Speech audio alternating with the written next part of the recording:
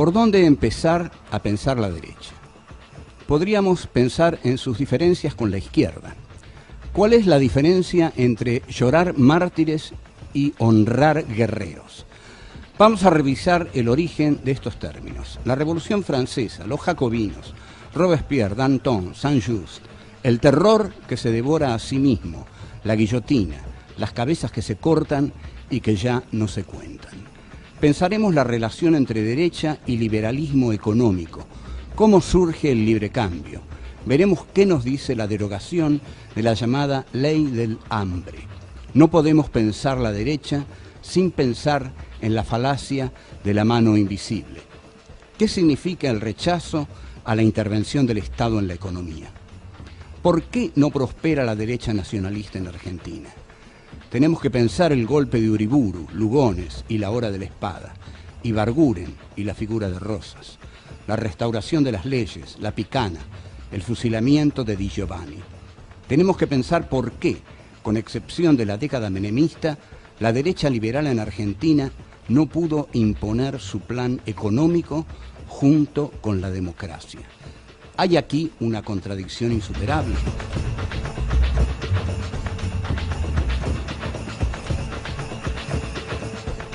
Buenas, ¿qué tal? Buenas.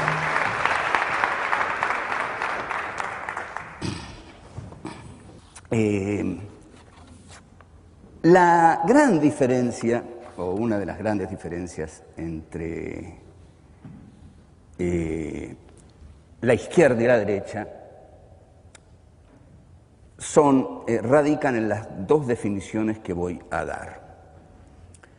La izquierda en general vive llorando a sus mártires. La derecha vive honrando a sus guerreros, asesinos todos, a los que levanta estatuas y a los que llama próceres o patriotas, según la presentabilidad que tengan. La izquierda vive de la memoria de los caídos por la causa. Hace un culto del entregar la vida, que el momento más glorioso en la vida de un militante es aquel en que entrega esa vida. Por ejemplo, cuando la AAA mata a Ortega Peña, las columnas de Montoneros al día siguiente, y de Lerp también, desfilan bajo la consigna de vea, vea, vea qué cosa más bonita, Ortega dio la vida por la patria socialista. Lo cual había que cuestionar, ante todo, si era bonita la cosa. Pero la izquierda tiene esa concepción, ¿no? Dar la vida por la causa. Es que está tan acostumbrada a que maten a sus militantes, porque la derecha es muy poderosa, es muy poderosa. La derecha sabe que tiene derecho a tener el Estado, a tener las armas, a dictar las leyes, a instaurar las prisiones, por seguir a Foucault, a instaurar los manicomios, pero sobre todo a tener las armas, a tener el poder del Estado y a dictar las leyes. En este sentido, la derecha honra más a sus guerreros que a sus víctimas, porque no tiene tantas víctimas.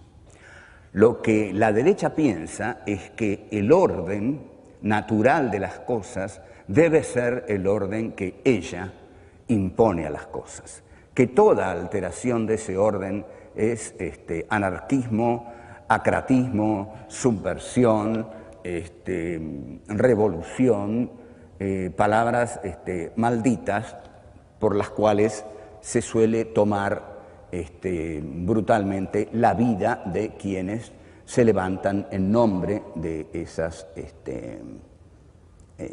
causas. Los términos izquierda y derecha nacen en la Revolución Francesa y la izquierda nace por el Club de los Jacobinos, que llevaba este nombre porque se reunían en un monasterio, que era el monasterio de los Jacobinos, y el jacobinismo es el ala más extrema de la Revolución Francesa. En este sentido es su ala izquierda.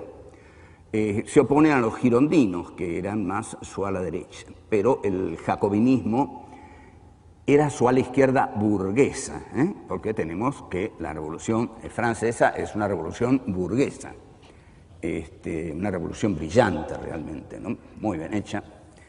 Cierto que participan las clases bajas, porque, digamos, tanto la burguesía revolucionaria como las clases bajas padecían el orden monárquico de Luis XVI y María Antonieta. Basados en la Revolución Francesa, un joven filósofo alemán, en 1844 comienza a escribir sus primeros textos, sus manuscritos económico-filosóficos, y una crítica a la filosofía del derecho de Hegel, y es Marx. Marx expresa al surgente proletariado. Pero el aspecto fundamental que tiene la derecha es el de el liberalismo económico. El liberalismo económico surge en Gran Bretaña con la derogación de la ley de cereales, que es dictada en 1815. ¿Por qué dictan la ley de cereales? Porque esa ley de cereales consiguen, la aristocracia cerealera británica, consigue que se dicte la ley de cereales que grava los productos de importación de los territorios externos. Al gravarlos, la aristocracia cerealera británica puede vender sus productos primarios al precio que quiera, porque al gravar con aranceles impositivos los que vienen de afuera, los deja fuera de competencia. Entonces vende los suyos a precios muy elevados. La burguesía industrial británica, ¿me van siguiendo en esto? Porque este es el surgimiento del liberalismo económico, base esencial de la derecha argentina. La burguesía industrial británica dice, no, nosotros no vamos a comprar los cereales de los aristócratas de nuestros campos, que nos los venden tan caros. Lo que tenemos que hacer es derogar esa ley que grava a los productos primarios de importación. Al derogar esa ley, vamos a conseguir que entren muy baratos. Y si entran muy baratos los productos cerealeros, el trigo, vamos a poder hacer pan barato para nuestros proletarios. Si hacemos pan barato para nuestros proletarios, nuestra ganancia se va a duplicar o se va a triplicar. Porque lo que cuesta un proletario cuesta exactamente aquello que sale mantenerlo en vida. Ese es el valor de un proletario y ese es el salario que se le da. El salario que se le da es exactamente aquello que sale mantener en vida al proletario, nada más. El proletario puede vivir con el salario, nada más. Va a seguir siempre siendo un proletario. El capitalista, con lo que el proletario trabaja de más, porque el proletario durante ciertas horas cubre la cuota del salario que se le paga, pero trabaja más horas. Esta es la plusvalía. Aquí lo que produce, lo produce ya para el patrón. el Capital, tomo primero.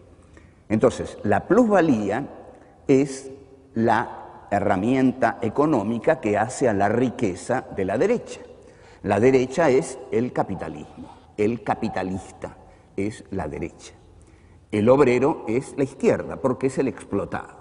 En general, la izquierda va a ir adoptando para sí el papel de la víctima, del explotado, del hambriento, del expulsado, del que tiene menos derechos. Y entonces ocurre así: el capitalista contrata a un obrero y le paga un salario. Ese salario, digamos, es de 40 pesos, porque con 40 pesos ese obrero puede comprar todo lo necesario para vivir. Entonces le paga 40 pesos. Pero ocurre que en las horas en que ese obrero trabaja en la fábrica del capitalista, produce más que 40 pesos, produce 90 pesos. Entonces hay 50 pesos con los que se queda el capitalista. Este es el plusvalor o la plusvalía que el obrero genera para el capitalista. De esta plusvalía, el capitalista va a decir que él la merece, porque con esta plusvalía él compra nuevas máquinas, mejora la calidad, puede poner otra fábrica y dar más trabajo, porque los patrones, que son la derecha, siempre van a decir que ellos son los que le hacen un gran favor a aquellos a quienes emplean. Nosotros somos creadores de fuentes de trabajo. Ustedes son los que tienen que venir a trabajar a nuestras fábricas. Nosotros creamos las fuentes de trabajo. Ustedes tienen que venir a trabajar. Sin nosotros, ustedes no tendrían trabajo. Fíjense todo lo que tienen que agradecernos a nosotros, a nuestro esfuerzo, a nuestra laboriosidad, a nuestra imaginación. Entonces, el capitalista está seguro de hacerle un gran favor al obrero, ¿no? Le da trabajo para que mantenga a su familia. Somos muy, muy generosos. En el capítulo 24 del Capital, Marx también dibuja la figura del capitalista y el obrero, la derecha y la izquierda. Y dice, hay una leyenda que dice cómo se formó el capital originario. Porque, hagamos la pregunta, ¿los capitalistas siempre tuvieron el capital? No. O sea que hay un capital originario que el capitalista de algún lado lo debe haber sacado. ¿Qué contestan los ideólogos del capitalismo? Dicen, bueno, en los orígenes, una especie de respuesta bíblica, en los orígenes había una pandilla de holgazanes que no hacían nada. El cuento del chanchito práctico, más o menos, de Walt Disney, ¿sí? Es el cuento del capitalismo, es ese. Que no hacían nada, se divertían como los dos chanchitos, los otros dos chanchitos. Se divertían, la pasaban bien, y había otra clase que trabajaba e iba juntando dinero. En determinado momento, esa clase tuvo el suficiente dinero como para contratar a los holgazanes. Y los holgazanes se dieron cuenta de que les convenía trabajar para los patrones porque necesitaban dinero, necesitaban vivir y ya no podían seguir holgando porque se había acabado la fiesta. Así es como nace el capital originario, dice, es decir, nace con una clase laboriosa y con una clase no laboriosa, y la clase laboriosa acumula el capital como para contratar a la clase no laboriosa y hacerla trabajar para ella. Bueno, todo el capítulo 24, que es un gran capítulo del Capital, un genial capítulo, demuestra que no, que el origen del capital es el saqueo de las colonias. que el origen del capital, repito, es el saqueo de las colonias. Y Marx dice, el capitalismo, el capital, viene al mundo chorreando lodo y sangre. ¿Por qué chorrea lodo y sangre? Porque el capitalismo nace en 1492, cuando Colón viene a estas tierras. O sea que nosotros hemos hecho posible el capitalismo. No vamos a tener perdón nunca por eso, perdón de nadie, ni de Dios ni del demonio. Pero cuando viene acá ese hombre, Cristóbal Colón, que llega, mira al cielo, bueno, esa mentira, Colón viene dominado por la ambición del oro, ¿no? Por supuesto, como vinieron todos los otros. Y bueno, efectivamente, ahí comienza, y también Marx dice, la caza de negros en África, la conquista de Asia, de la India, de China, son todos los elementos idílicos, dice Marx, elementos idílicos del surgimiento del capitalismo. Esa es la acumulación originaria del capital, las barras de oro de América. Entonces, esta derecha capitalista en Inglaterra hace la industria.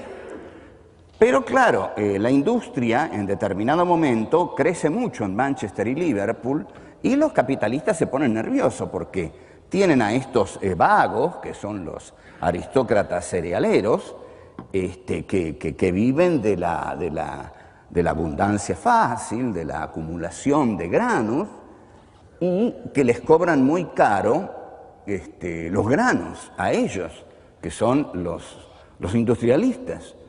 Entonces dicen, no, hay que derogar esa ley. Y muy hábilmente convencen a los proletarios y le dicen, únanse a nosotros y deroguemos esa ley. Y la llaman la ley del hambre. La ley del hambre, porque al no permitir entrar materias primas de las colonias, esa ley es la del hambre, porque están condenados a comprar materias primas caras y entonces hacer un pan caro para los proletarios, o sea, entonces le pueden pagar menos y sobre todo ellos ganan menos porque tienen que pagar con una mercadería que les sale cara. Entonces Adam Smith dice una de sus frases geniales, dice, siempre será buen principio de todo padre de familia no fabricar en casa lo que puede conseguir más barato afuera. Entonces los burgueses industriales que eran adiestrados, ideologizados por Adam Smith, nada menos, el autor de La riqueza de las naciones, entienden que hay que destruir la ley del hambre. Efectivamente, la destruyen y ¿qué nace ahí? El libre cambio. El libre cambio, porque la ley del hambre, la ley que prohibía importar materias primas del exterior, era una ley proteccionista, impuesta por el Estado en beneficio de los landlords. Entonces, ahora esa ley ha sido derogada y el mercado es libre. El mercado libre es una de las grandes banderas de la derecha. No obstante, todo país capitalista, dice Marx, que quiera desarrollar la industria, debe adoptar el sistema proteccionista en Europa. Aquí no lo hicieron, debieron hacerlo. ¿Por qué? Porque aplicar el sistema proteccionista, ¿qué quiere decir? No, las máquinas las vamos a hacer nosotros. Si las importamos, si se las compramos a ustedes, vamos a tener algunas máquinas, pero vamos a vivir toda la vida comprándoselas a ustedes. Tenemos que aprender a fabricarlas. Y para fabricarlas en casa, tenemos que establecer leyes proteccionistas que impidan la entrada de las máquinas de ustedes, de los ingleses, por ejemplo. Porque si entran las máquinas de ustedes, que son más baratas que las que podemos hacer aquí, no va a surgir la industria nacional. Esto es lo que intentó hacer Perón con el IAPI y las leyes protectoras. Pero en Alemania, Alemania, que es un país que llega tardíamente a la unidad nacional, establecen leyes protectoras. Entonces ahí, con la genialidad de Bismarck, por supuesto, Alemania llega en poco tiempo a ser una potencia industrial con las leyes protectoras. Después va a pedir el libre cambio, lógico, pero que los otros sean los que abran sus mercados. ¿Por qué? ¿Qué va a decir Inglaterra?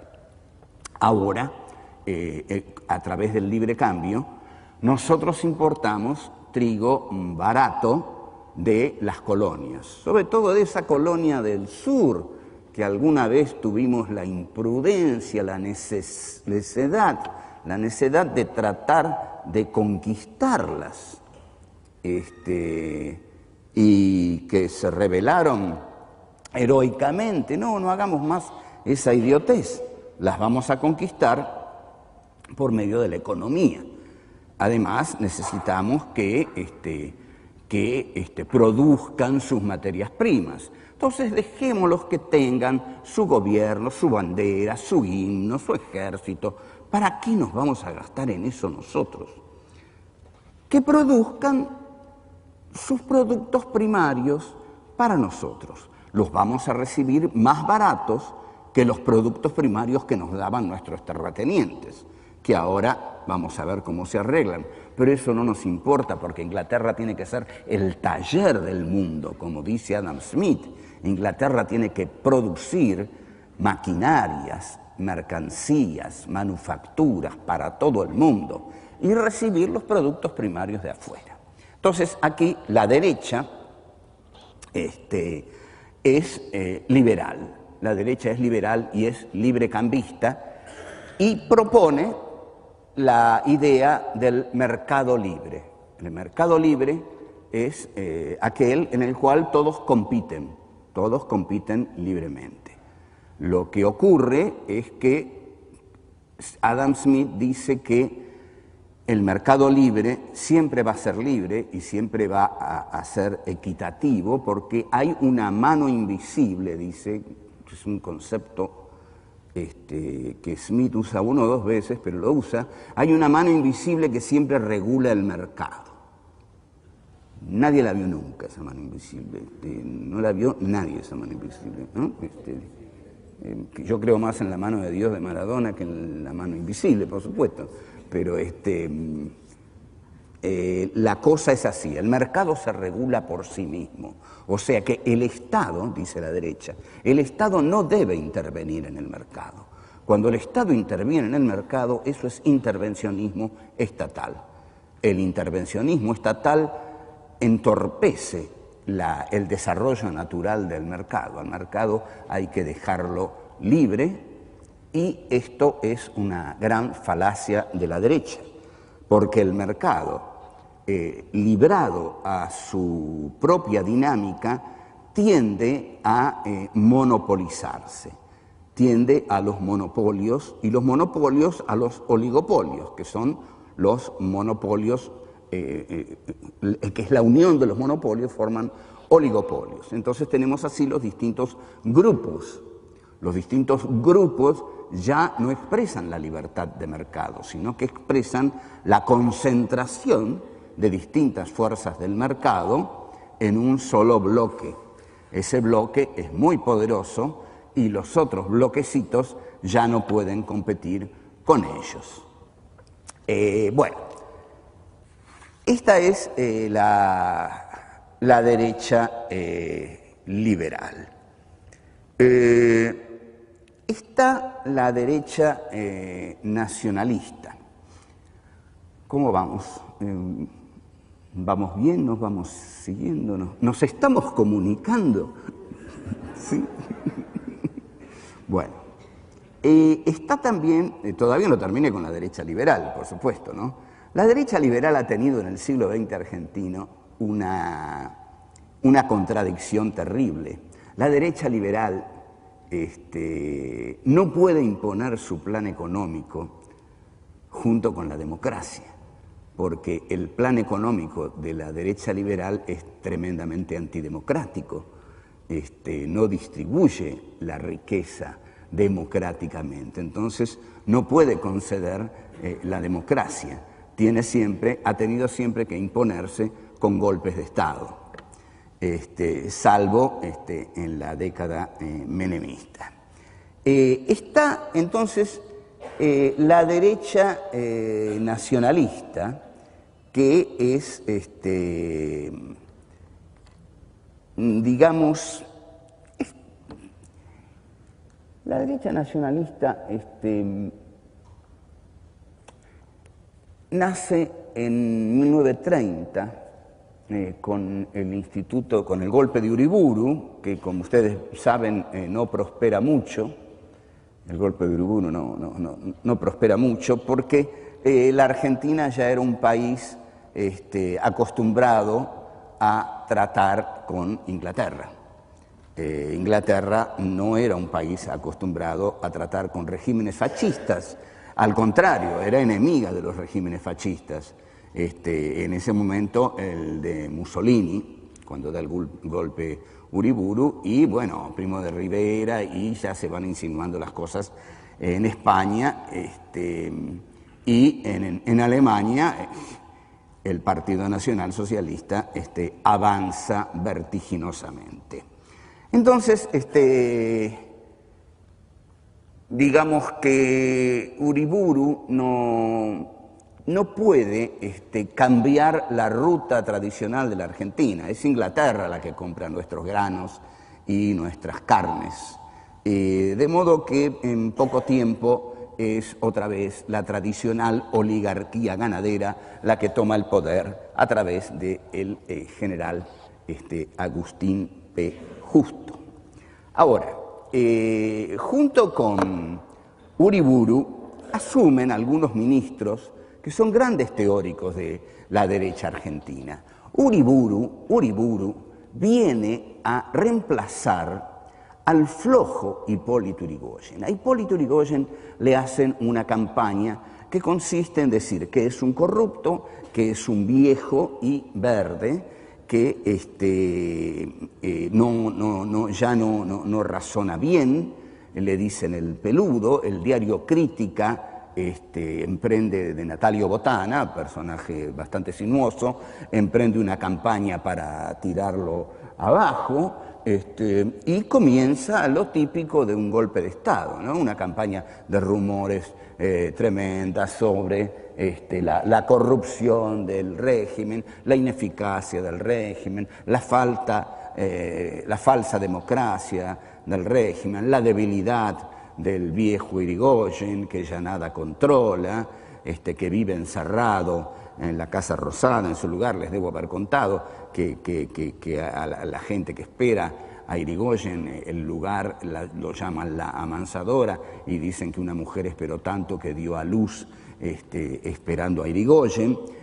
También se dice que Yrigoyen es un obseso sexual, que no atiende a la gente porque está con jovencitas adentro de su despacho. No hay cosa que no se diga de Yrigoyen, hasta que, bueno, deciden tirarlo. Pero ¿cuál es la figura que hay que reemplazar, por la que hay que reemplazar a Yrigoyen? Más o menos es el mismo esquema de Ilia.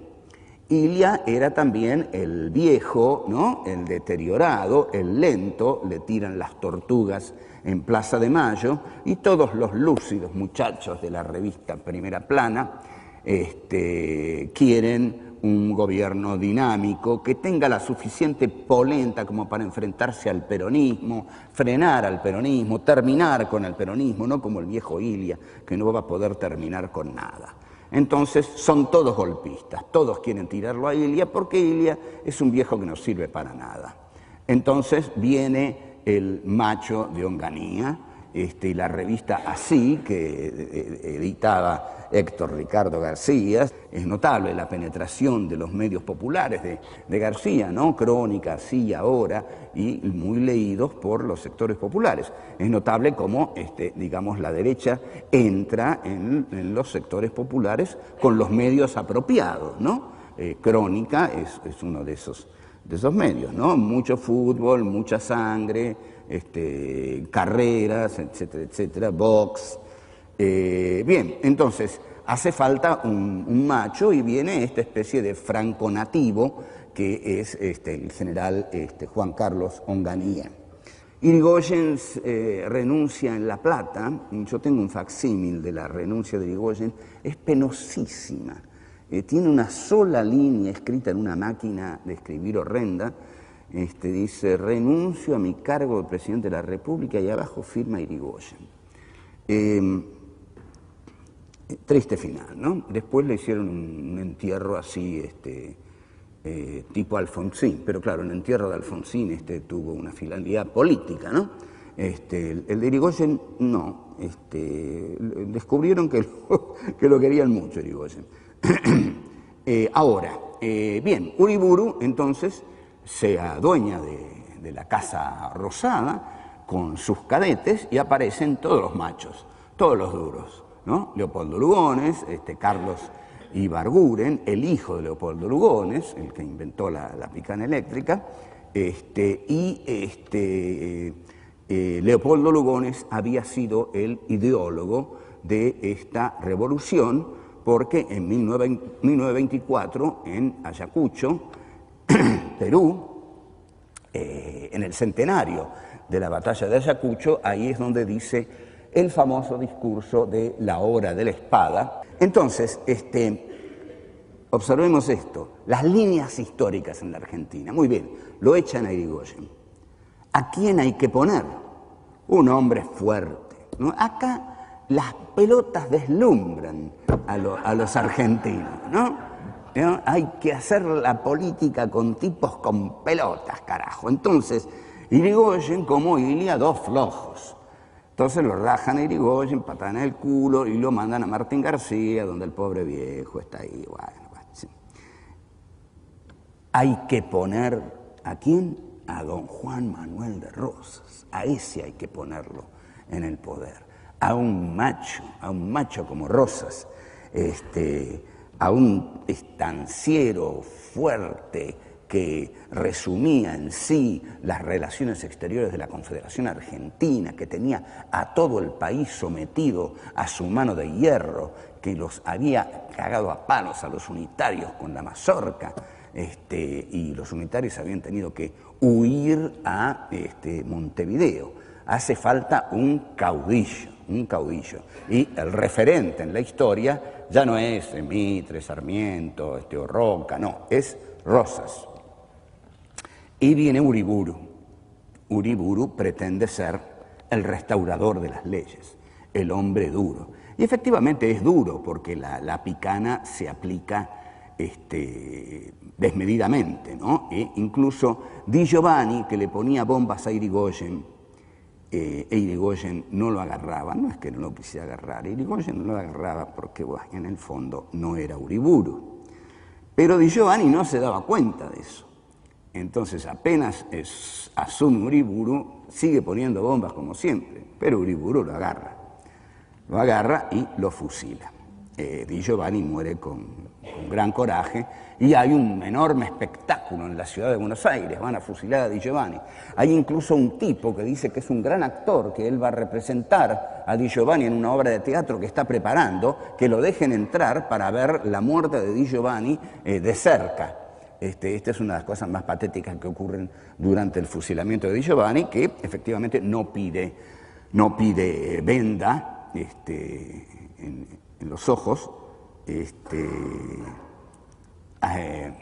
Breve digresión.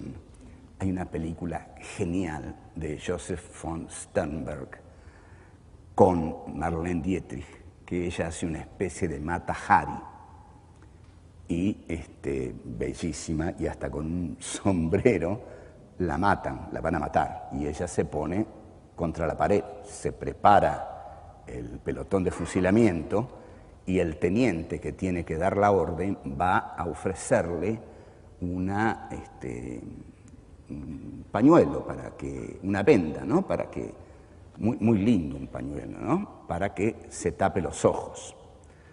Cuando se lo ofrece, ella lo mira así, lo agarra y le seca las lágrimas al teniente. Y se va. ¿No es genial eso? Es genial, es genial. Nadie esperaba eso. Pero,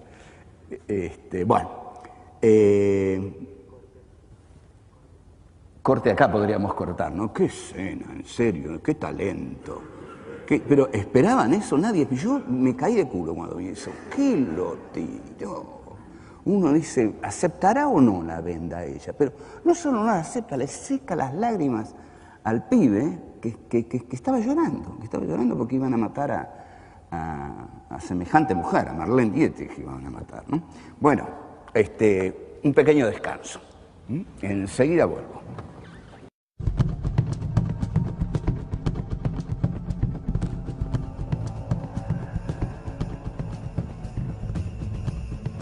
Vamos a revisar el trabajo de Norberto Bobbio sobre la izquierda y la derecha y el eje en el tema de la desigualdad.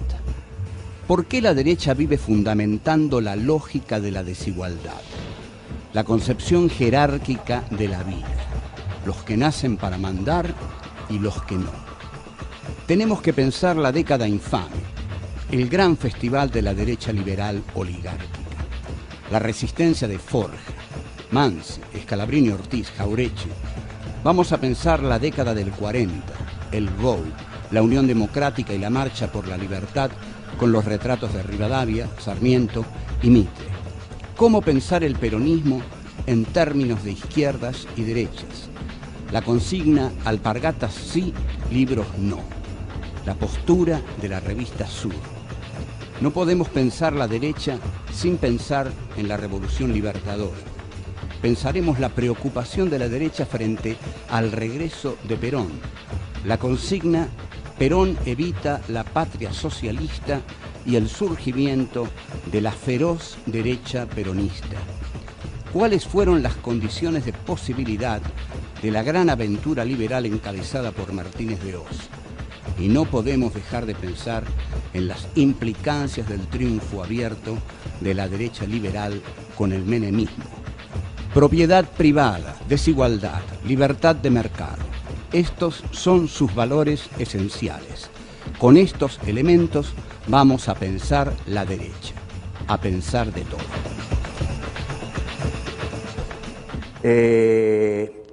Bien, entonces, bueno, la década llamada infame es un festival de la derecha liberal, de la derecha, digamos, oligárquica, ¿no? Ahora, yo quería mencionar un par de cosas sobre la derecha nacionalista. La derecha nacionalista está expresada en ese golpe de Uriburu que dura poco. Hubo durante mucho tiempo una frase que decía los nacionalistas dan los golpes y los liberales los copan, refiriéndose a, por supuesto, Uriburu y Justo, y después a Lonardi Aramburu, ¿no? Lonardi nacionalista, Aramburu liberal. Lonardi era un tipo, un católico bien intencionado, ¿no? Por eso duró poco. No era el momento de tener gente bien intencionada para los gorilas, ¿no? Bien, entonces, Carlos Ibarguren es ministro de Uriburu y había escrito un libro formidable, un gran libro sobre Juan Manuel de Rosas. Y en la lo edita Teoría, y en la parte ya en que hablan de Ibarguren, el que escribe la solapilla, es una joya de nacionalismo de derecha. Señor por tradición y por acción, señor. La derecha tiene una concepción jerárquica de la vida, esto es fundamental. La derecha es jerárquica. El trabajo que hizo Norberto Bobbio sobre izquierda y derecha, hace muchos años, 10, 15 años, trataba el tema ponía el eje en el tema de la desigualdad la izquierda busca la igualdad, la derecha vive fundamentando la lógica de la desigualdad. Y la desigualdad tiene para la derecha una lógica muy profunda. No todos los hombres son iguales. Hay hombres, hay una jerarquía entre los hombres. Hay señores y hay quienes no son señores. Hay quienes nacieron para mandar y quienes no nacieron para mandar. Hay quienes tienen el capital y hay quienes no lo tienen.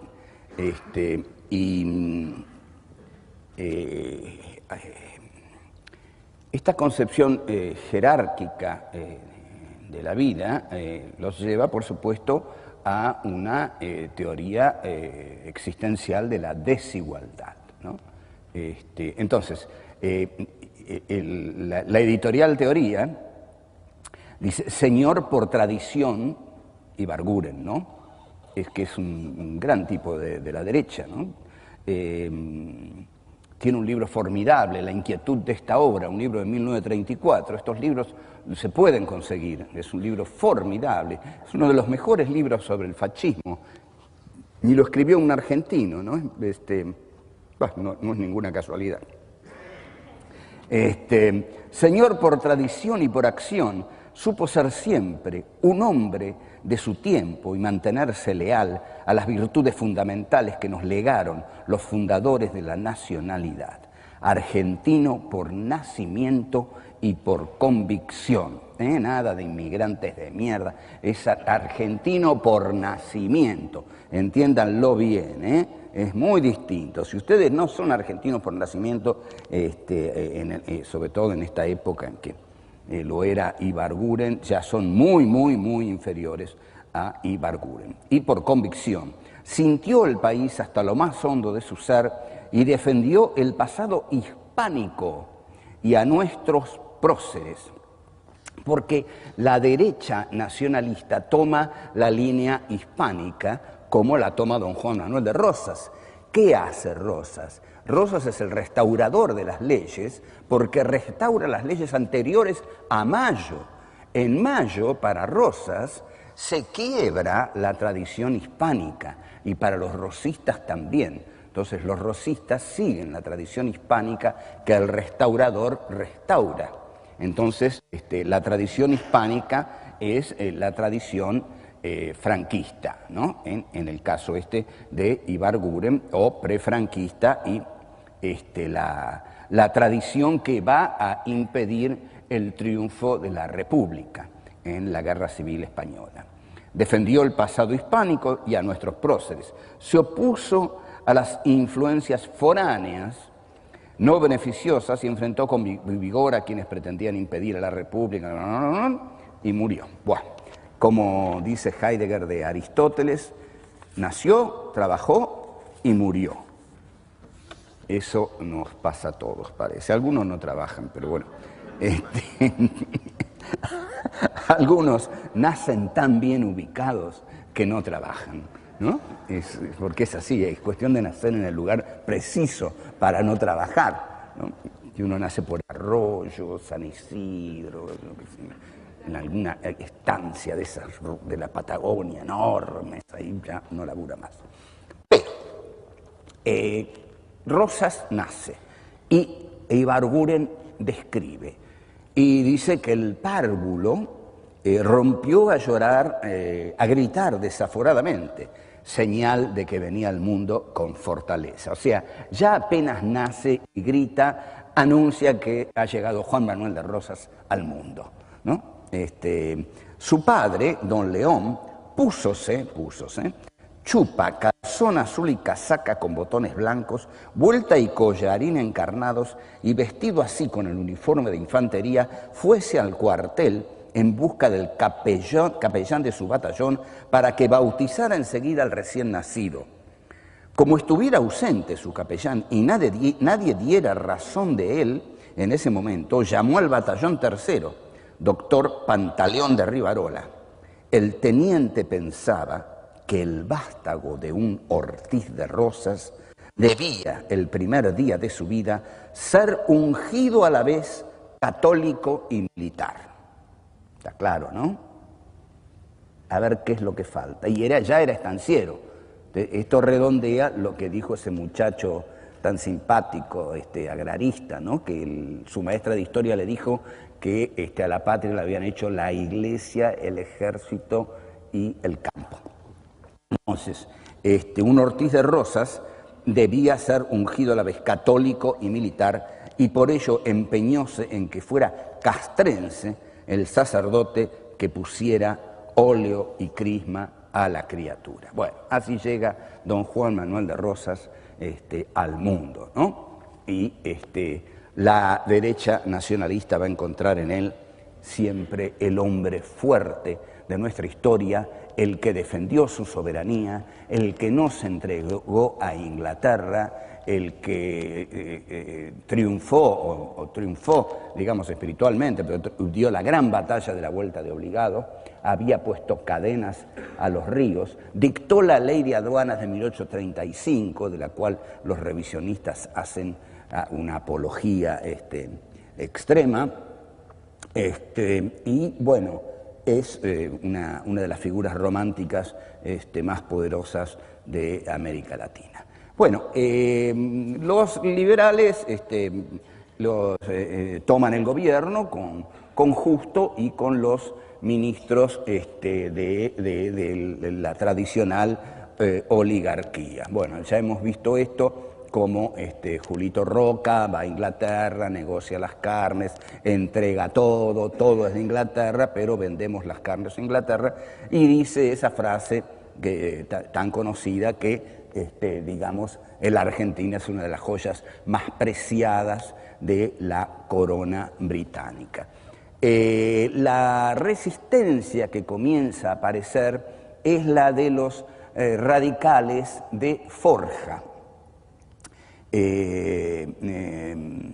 Los radicales de Forja es bueno, en cuanto a momento del radicalismo, creo que es el mejor que ha tenido, porque ahí están Homero Mansi, Scalabrini Ortiz, está Arturo Jaureche, y Forja es un movimiento antipersonalista, porque el radicalismo se había dividido entre una izquierda personalista, que reivindicaba la figura de Hipólito Yrigoyen, gobernante populista, y una derecha antipersonalista. La derecha es antipersonalista, porque la derecha respeta más las instituciones que a los caudillos.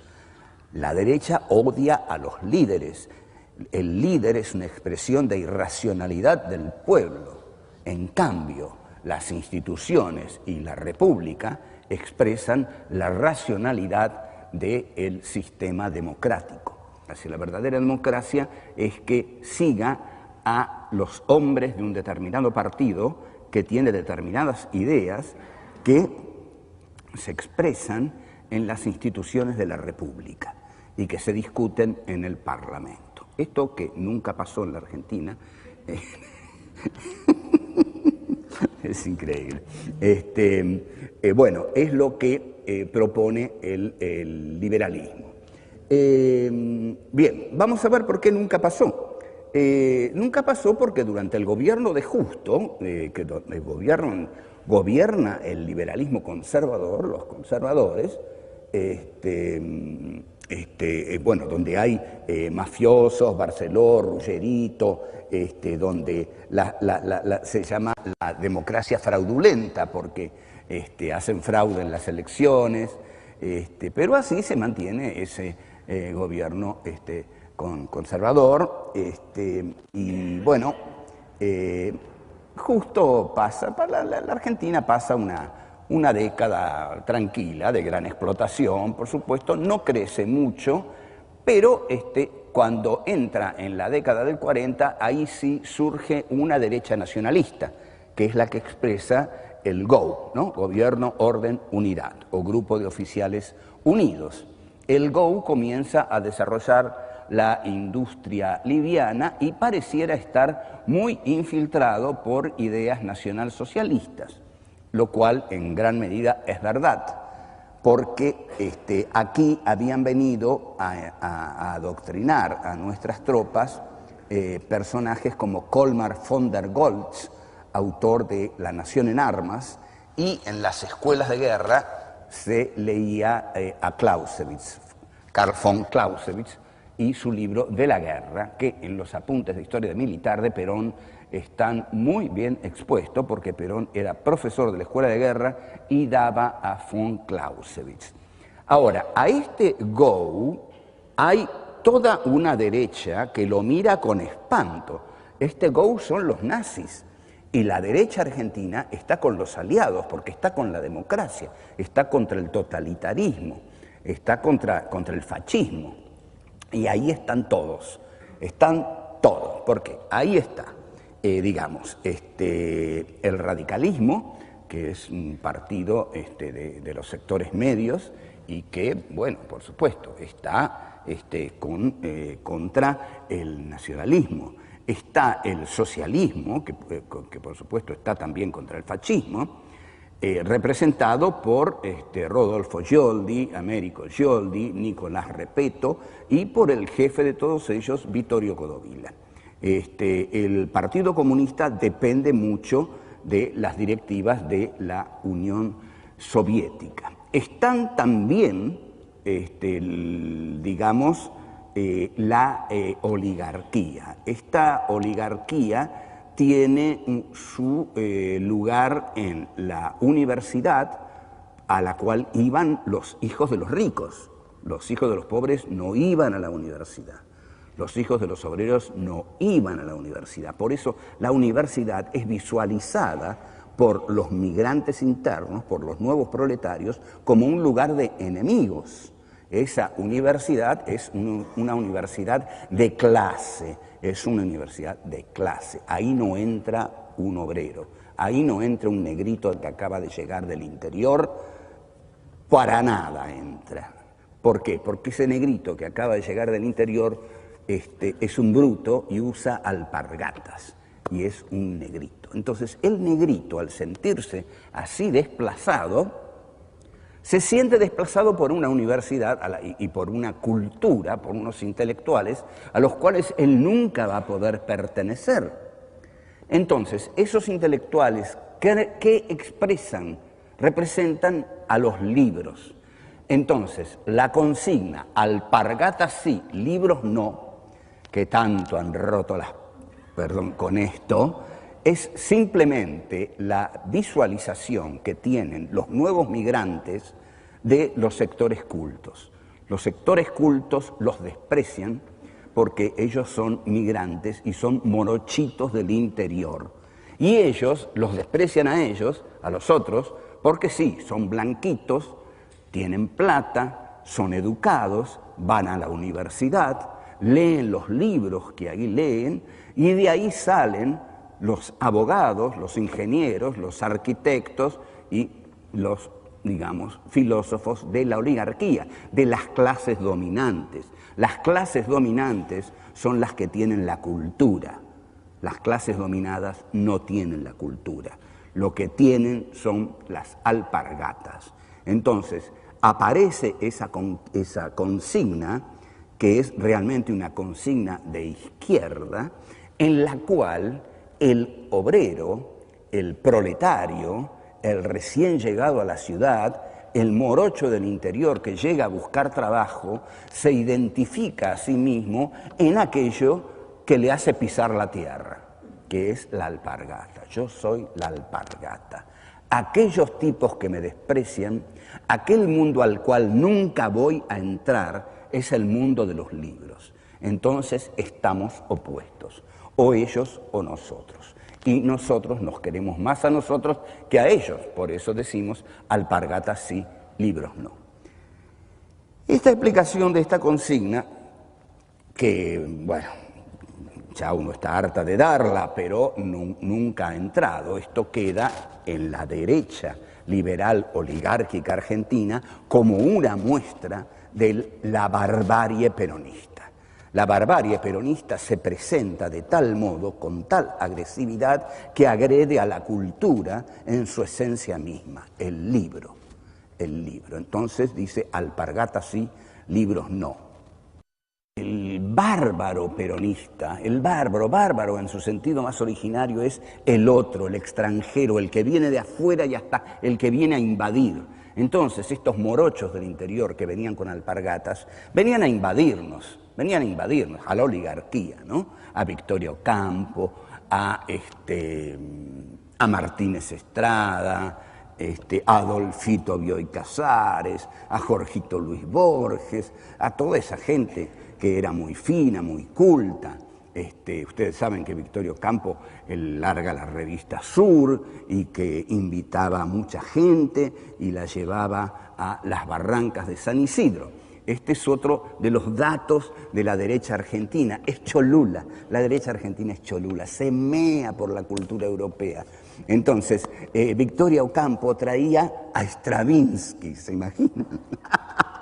Llegaba a Stravinsky, Victorio Ocampo lo llevaba a las barrancas de San Isidro.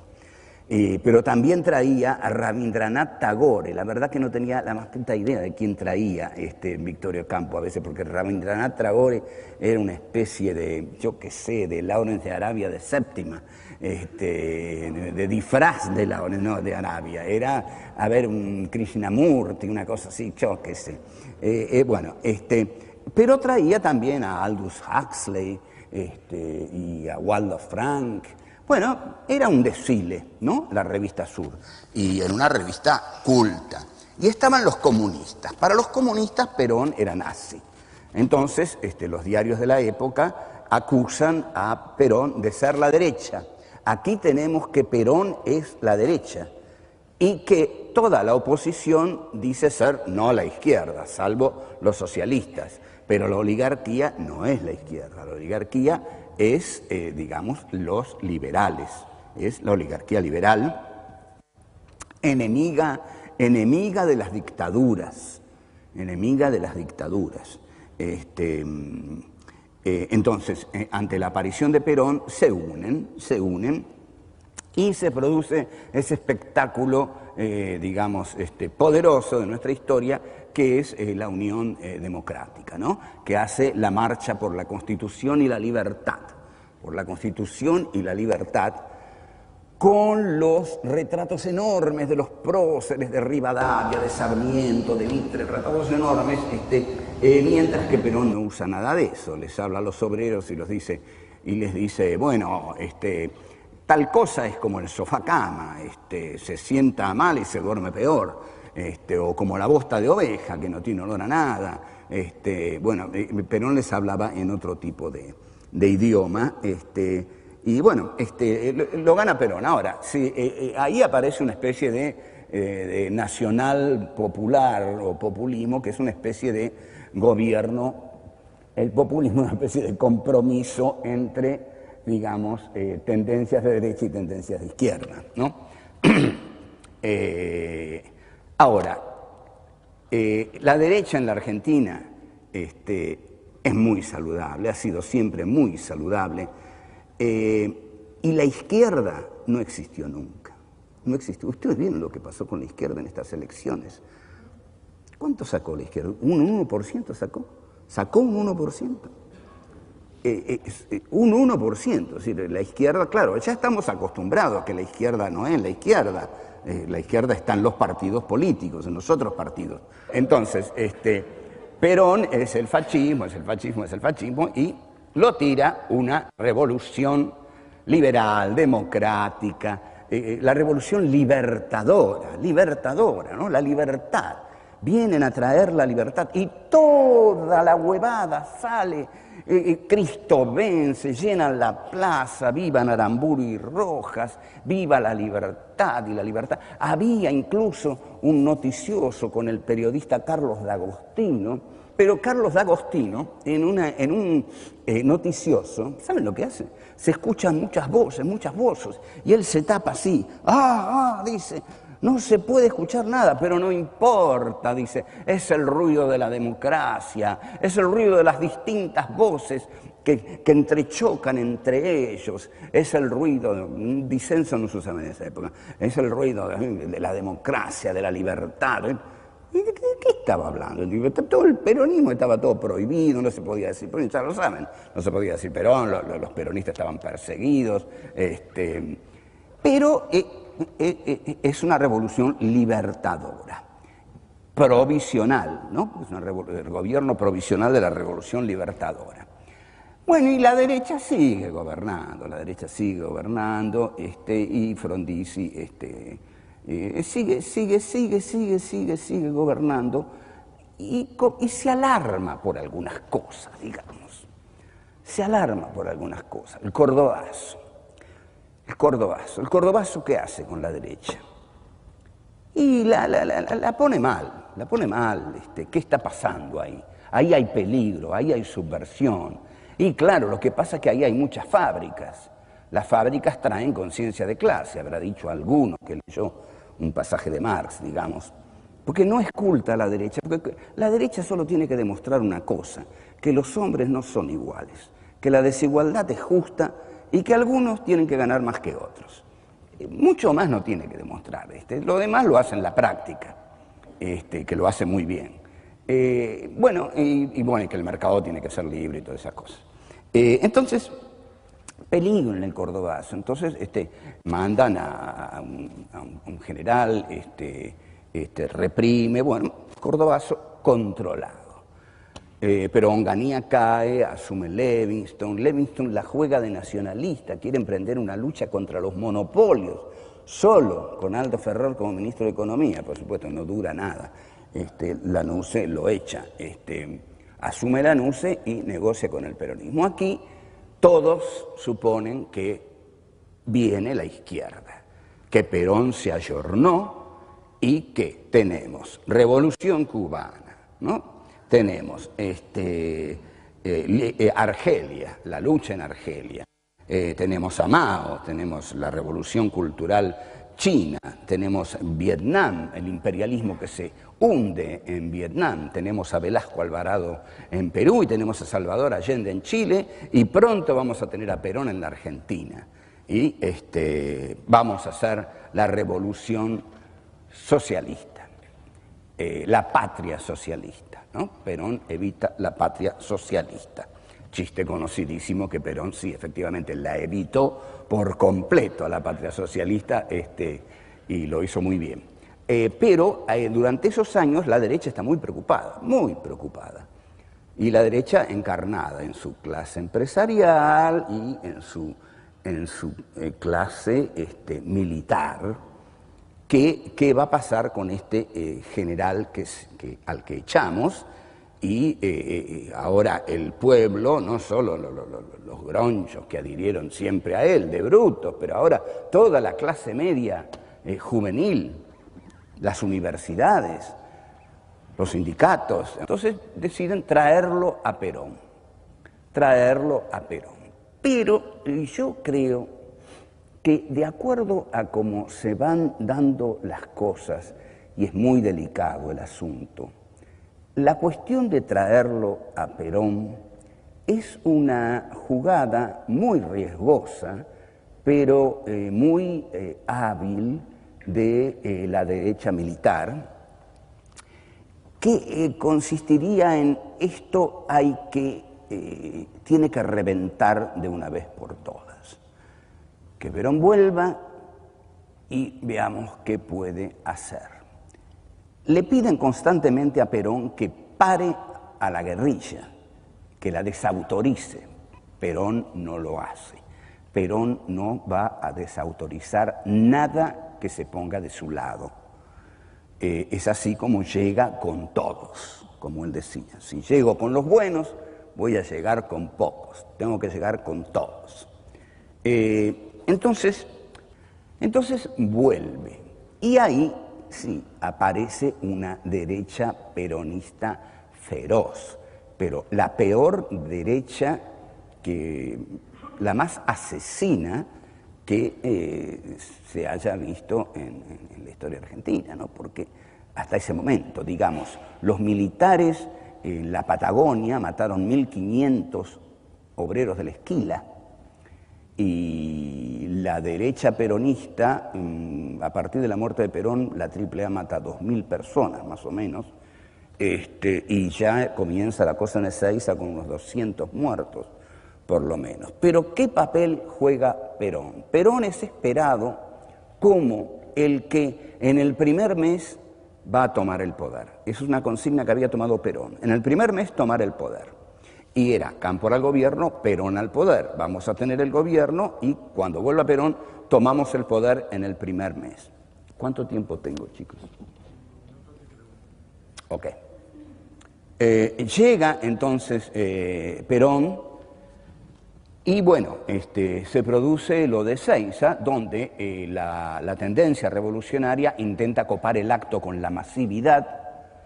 No pueden contenerla los encargados del acto y comienzan a disparar a mansalva y se produce efectivamente una masacre, de la cual siempre queda la intriga de qué es lo que sabía Perón de esto. ¿Qué es lo que sabía Perón de esto?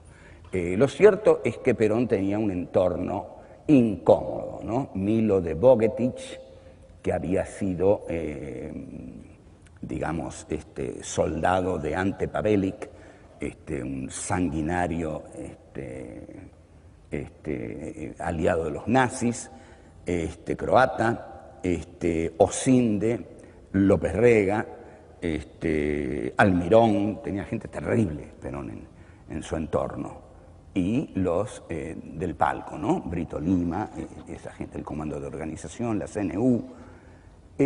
Bueno, Perón sabía o no sabía, Perón sabía o no sabía. El caso es que Perón al día siguiente da uno de los discursos más derechistas de la historia argentina, donde pretende parar todo y le dice a su ala izquierda que están afuera del movimiento prácticamente, porque les niega lo que les había dado, ¿no? Les había dado consignas hechas para ellos: socialismo nacional, traspasamiento generacional y actualización doctrinaria. Chao, se acabó, 20 verdades peronistas y nada más. Entonces, ahí no recibe a la JP, no la recibe, hasta que, bueno, finalmente la recibe, la engaña. El Perón que comienza ahí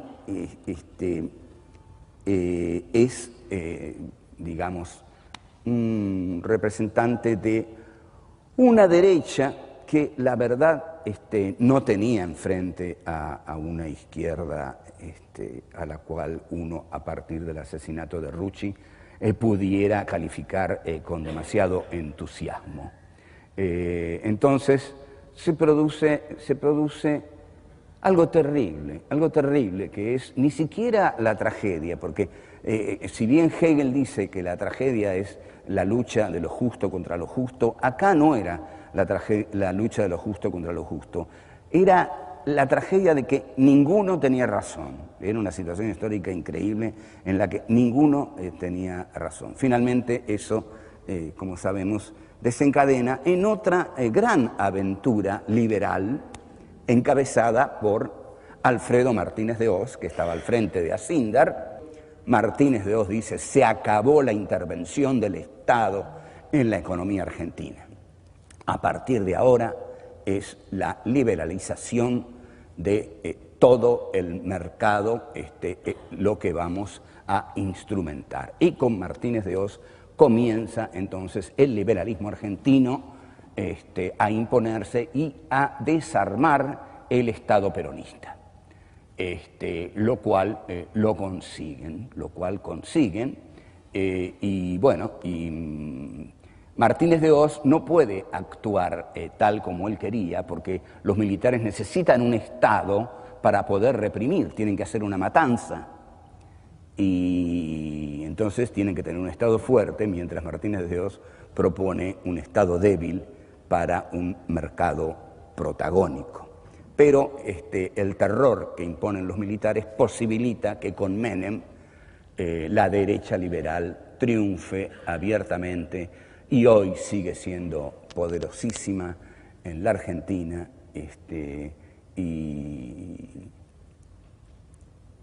y cuánto ha matado esta derecha liberal, ¿no? Es impresionante lo que la oligarquía liberal en este país ha matado es tremendo, es tremendo. Porque si nosotros tomamos que en el siglo XIX mató a los negros, a los gauchos y a los indios, en el siglo XX mató a los anarquistas, mató a los de la resistencia peronista, mató a las incipientes guerrillas y mató a 30.000 personas entre comisiones internas de fábricas, de hospitales, entre psiquiatras, psicólogos, jóvenes de superficie, guerrilleros, bueno, es realmente una cifra impresionante. En suma, resumo con esto, la derecha tiene una concepción jerárquica de la vida, cree profundamente en la desigualdad, en el ámbito espiritual y humano considera que los hombres son profundamente imperfectos y tienden al egoísmo, por lo cual necesitan de la propiedad privada, que como decía Hegel, es la prolongación del yo. La propiedad privada es la prolongación cósica del yo.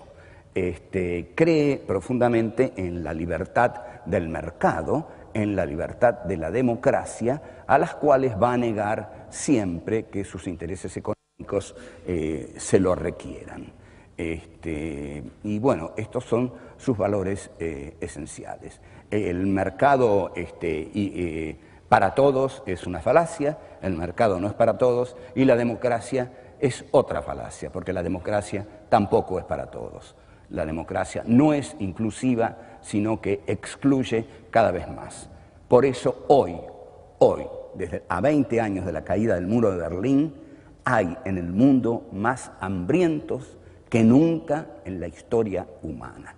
Esto es el capitalismo liberal de la derecha neoliberal. Bien, hasta aquí nomás. Gracias. Hacemos las preguntas. ¿Por qué antes la derecha necesitaba de golpes de Estado y ahora ganan elecciones? Qué buena pregunta.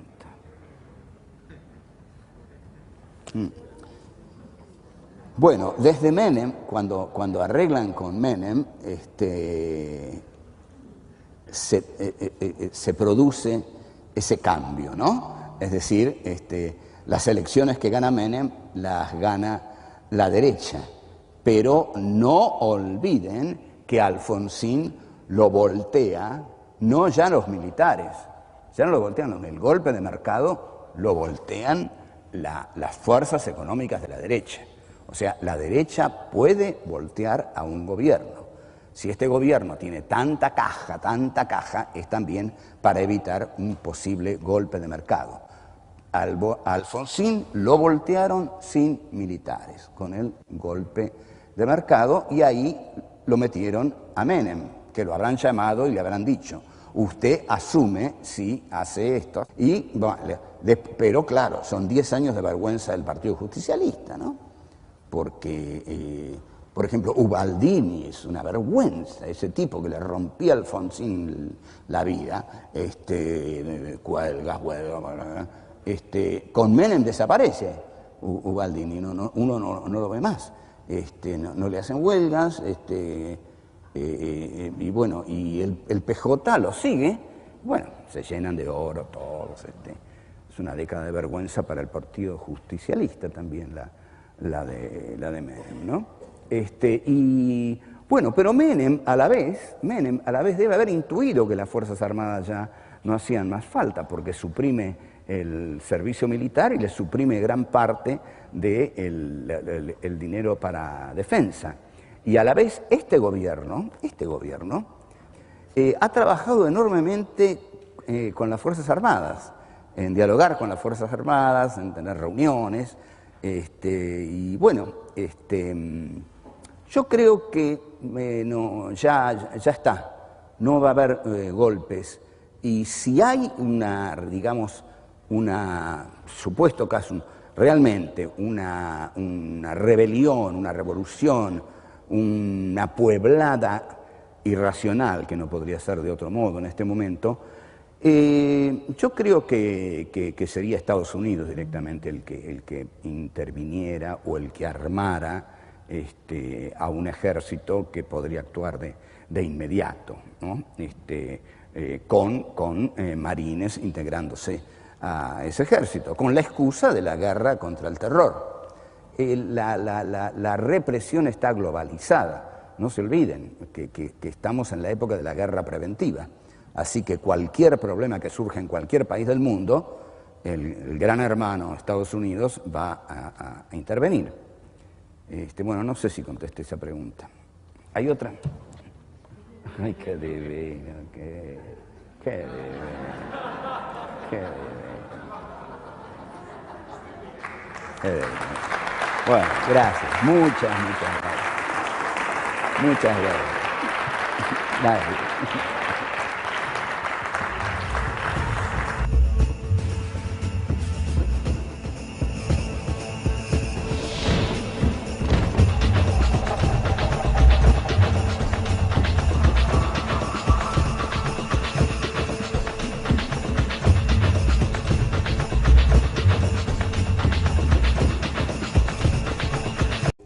A instaurar las prisiones, por seguir a Foucault, a instaurar los manicomios, pero sobre todo a tener las armas, a tener el poder del Estado y a dictar las leyes. En este sentido, la derecha honra más a sus guerreros que a sus víctimas, porque no tiene tantas víctimas. Lo que la derecha piensa es que el orden natural de las cosas debe ser el orden que ella impone a las cosas, que toda alteración de ese orden es anarquismo, acratismo, subversión, revolución, palabras malditas por las cuales se suele tomar brutalmente la vida de quienes se levantan en nombre de esas causas. Los términos izquierda y derecha nacen en la Revolución Francesa y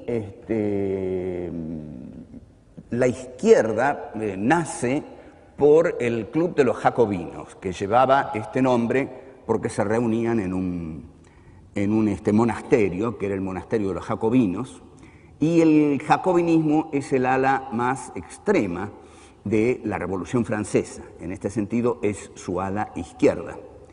Se oponen a los girondinos, que eran más su ala derecha, pero el jacobinismo era su ala izquierda burguesa, porque tenemos que la Revolución Francesa es una revolución burguesa. Una revolución brillante realmente, ¿no? Muy bien hecha. Cierto que participan las clases bajas, porque, digamos, tanto la burguesía revolucionaria como las clases bajas padecían el orden monárquico de Luis XVI y María Antonieta. Basados en la Revolución Francesa,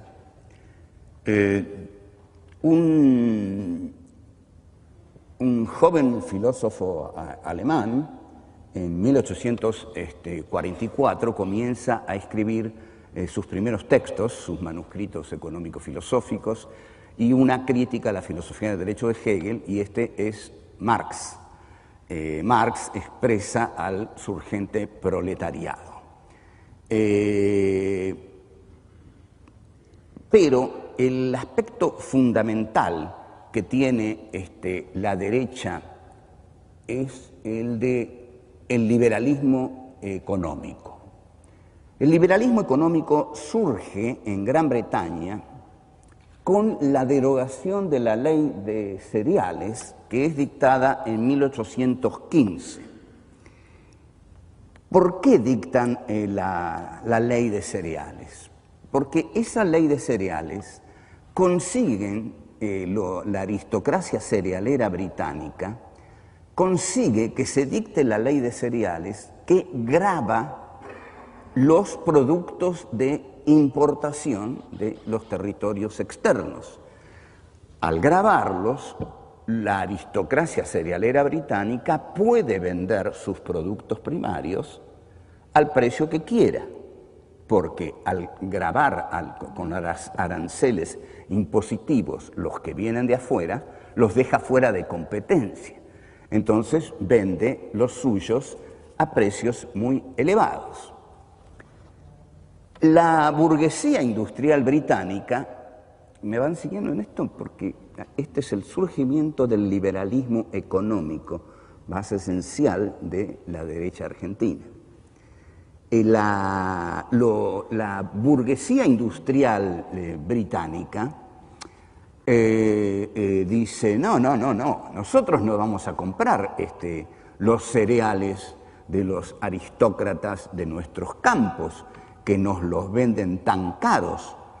Lo que tenemos que hacer es derogar esa ley que grava a los productos primarios de importación. Al derogar esa ley, vamos a conseguir que entren muy baratos.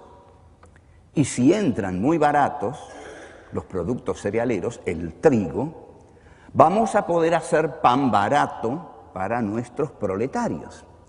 Si hacemos pan barato para nuestros proletarios, nuestra ganancia se va a duplicar o se va a triplicar. Porque lo que cuesta un proletario cuesta exactamente aquello que sale mantenerlo en vida. Ese es el valor de un proletario y ese es el salario que se le da. El salario que se le da es exactamente aquello que sale mantener en vida al proletario, nada más. El proletario puede vivir con el salario, nada más. Va a seguir siempre siendo un proletario. El capitalista, con lo que el proletario trabaja de más, porque el proletario durante ciertas horas cubre la cuota del salario que se le paga, pero trabaja más horas. Esta es la plusvalía. Aquí lo que produce, lo produce ya para el patrón. El capital, tomo primero. Entonces, la plusvalía es la herramienta económica que hace a la riqueza de la derecha. La derecha es el capitalismo, el capitalista es la derecha. El obrero es la izquierda, porque es el explotado. En general,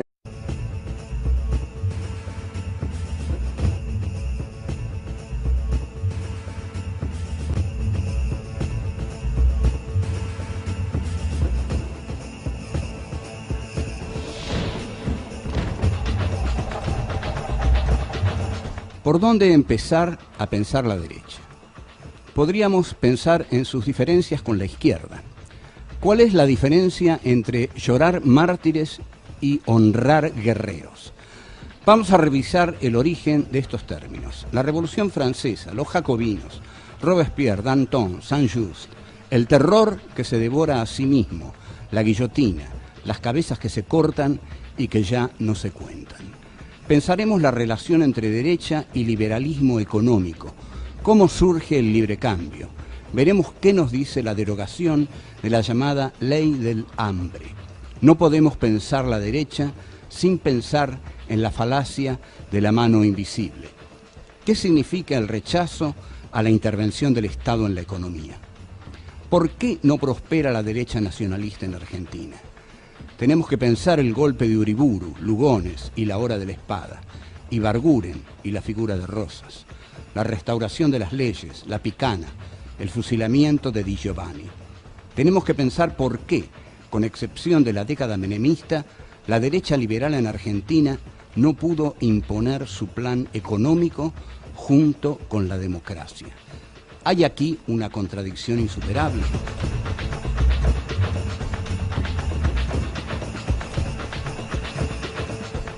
Buenas, ¿qué tal?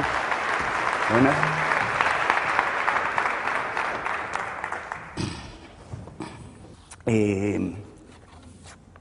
La gran diferencia, o una de las grandes diferencias entre la izquierda y la derecha radican en las dos definiciones que voy a dar. La izquierda en general vive llorando a sus mártires. La derecha vive honrando a sus guerreros, asesinos todos, a los que levanta estatuas y a los que llama próceres o patriotas, según la presentabilidad que tengan. La izquierda vive de la memoria de los caídos por la causa. Hace un culto del entregar la vida, que el momento más glorioso en la vida de un militante es aquel en que entrega esa vida. Por ejemplo, cuando la AAA mata a Ortega Peña, las columnas de Montoneros al día siguiente, y del ERP también, desfilan bajo la consigna de vea, vea, vea qué cosa más bonita, Ortega dio la vida por la patria socialista. Lo cual había que cuestionar, ante todo, si era bonita la cosa. Pero la izquierda tiene esa concepción, ¿no? Dar la vida por la causa. Es que está tan acostumbrada a que maten a sus militantes, porque la derecha es muy poderosa, es muy poderosa. La derecha sabe que tiene derecho a tener el Estado, a tener las armas, a dictar las leyes,